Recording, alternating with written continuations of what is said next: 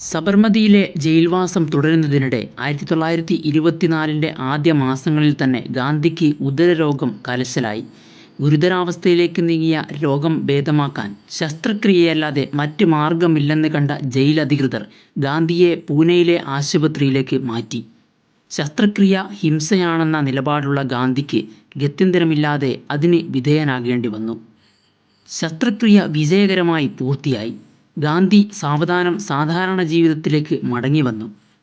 തടവുശിക്ഷ തുടരുന്നതിന് ആരോഗ്യനില അനുയോജ്യമല്ല എന്ന് കണ്ട ഗവൺമെൻറ് ദിവസങ്ങൾക്കു ശേഷം ഗാന്ധിയെ മോചിപ്പിച്ചു. ഗാന്ധി ജയിലിലായിരുന്നപ്പോൾ ഹിന്ദു മുസ്ലിം ഐക്യം ഊട്ടിയുറപ്പിക്കാൻ ആരും ഉണ്ടായില്ല. കോൺഗ്രസും ഖിലാഫത്തും തമ്മിൽ ഗുരുതരമായ അഭിപ്രായ വ്യത്യാസങ്ങളൊന്നും ഉടലെടുത്തിരുന്നില്ലെങ്കിലും ഇരു സമുദായങ്ങളിലുമുള്ള സാധാരണ ജനങ്ങളുടെ ഇടയിൽ സംശയവും അവിശ്വാസവും ഏറിവന്നു. ഹിന്ദു മുസ്ലിം ഐക്യം വളർന്നു വരുന്നത് ബ്രിട്ടീഷ് ഗവൺമെൻറ് ഉത്കണ്ഠയോടെയാണ് കണ്ടത്. മലബാർ കലാപത്തെ തുടർന്ന് രാജ്യത്തുയർന്നു വന്ന ആശങ്കകൾക്ക് എരിവ് പകർന്ന് ഇരു സമുദായങ്ങൾക്കുമിടയിൽ രൂപപ്പെട്ട ഐക്യത്തിന് തുരങ്കം വയ്ക്കാൻ ബ്രിട്ടീഷ് അധികാരികൾ നിരന്തരം ശ്രമം നടത്തി. പാർട്ടിക്കകത്തെ ഭിന്നിപ്പിന് വിട്ടുവീഴ്ചയിലൂടെ അനുരഞ്ജനമുണ്ടാക്കാൻ കഴിഞ്ഞെങ്കിലും രാജ്യത്തിൻ്റെ പല ഭാഗങ്ങളിലായി തലപൊക്കിയ ഹിന്ദു മുസ്ലിം വിരോധവും അതിനെ തുടർന്ന് വന്ന ലഹളകളും ഗാന്ധിയെ അസ്വസ്ഥനാക്കി.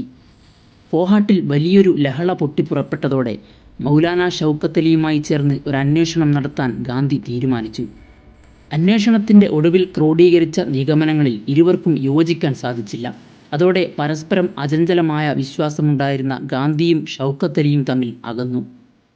ഫോഹാട്ട് അന്വേഷണത്തോടെ ഇരുവർക്കുമിടയിൽ നിലനിന്ന പരസ്പര വിശ്വാസത്തിൻ്റെ നെടുങ്കോട്ടയിൽ മാരകമായ വിള്ളൽ വീണു. ഈ നിർണായക സന്ധിയിൽ അത്യധികം വ്യതപൂണ്ട ഗാന്ധി ശസ്ത്രക്രിയാനന്തരം പൂർണ്ണമായും വീണ്ടെടുത്തിട്ടില്ലാത്ത ആരോഗ്യത്തെ തൃണവൽക്കരിച്ച് 21 ദിവസത്തെ ഉപവാസ വ്രതമെടുക്കാൻ തീരുമാനിച്ചു. ഇത് ഗാന്ധിയുടെ ആയുസ്സിന് ആപത്ത് നേരിട്ടേക്കാവുന്ന സാഹസമാണെന്ന് വിലയിരുത്തിയ സുഹൃത്തുക്കൾ തീരുമാനം പിൻവലിക്കണമെന്ന ആവശ്യവുമായി രംഗത്ത് വന്നു. കോൺഗ്രസ് അധ്യക്ഷൻ മൗലാന മുഹമ്മദ് അലി ഗാന്ധിയെ അതിൽ നിന്ന് പിന്തിരിപ്പിക്കാൻ ആവുന്നത്ര ശ്രമിച്ചു. പക്ഷേ അതൊന്നും ഗാന്ധി കൂട്ടാക്കിയില്ല. നിശ്ചയിച്ച ദിവസം തന്നെ ഗാന്ധി നിരാഹാരം ആരംഭിക്കുമെന്ന വാർത്ത പുറത്തു വന്നതോടെ രാജ്യമൊട്ടാകെ ഉത്കണ്ഠയിലായി. സാഹചര്യത്തിൻ്റെ ഗൗരവം പൂർണ്ണമായി ഉൾക്കൊണ്ട മൗലാന മുഹമ്മദ് അലി എല്ലാ കക്ഷികളുടെയും മതങ്ങളുടെയും പ്രതിനിധികളെ വിളിച്ചുകൂട്ടി ഒരു സമ്മേളനം നടത്തി.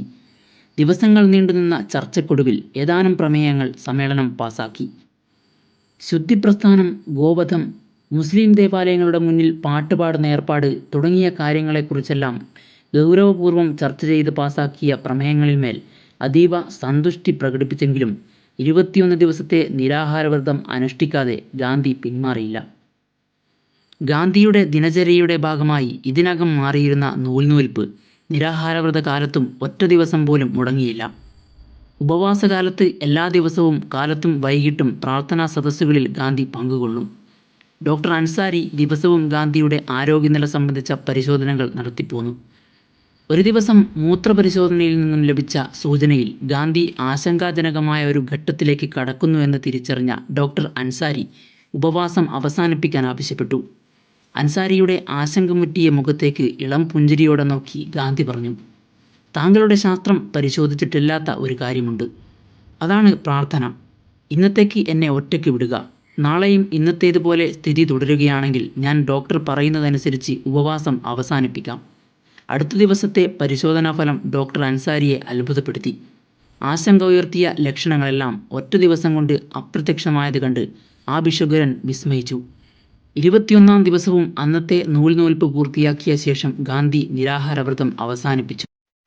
ബെൽഗാം സമ്മേളനത്തിന് മുന്നോടിയായി കോൺഗ്രസ് നേതൃത്വത്തെ അത്യധികം ആശങ്കാകുലമാക്കിയ ചില പ്രശ്നങ്ങൾക്കും പ്രായോഗിക പരിഹാരം കാണാൻ ഗാന്ധിയുടെ നിരാഹാരത്തിന് സാധിച്ചു. സമ്മേളനം വിജയകരമായി നടത്താമെന്ന അവസ്ഥ അതോടെ സംജാതമായി. ആത്മശുദ്ധീകരണത്തിന് പ്രയോഗിക്കാവുന്നതും തെറ്റുപറ്റാൻ ഇടയില്ലാത്തതുമായ ഒരു ഉപാധി എന്ന നിലയിൽ നിരാഹാരവ്രതം ഗാന്ധി എന്ന പോരാളിയെ കൂടുതൽ കരുത്തുറ്റവനാക്കി മാറ്റുകയായിരുന്നു.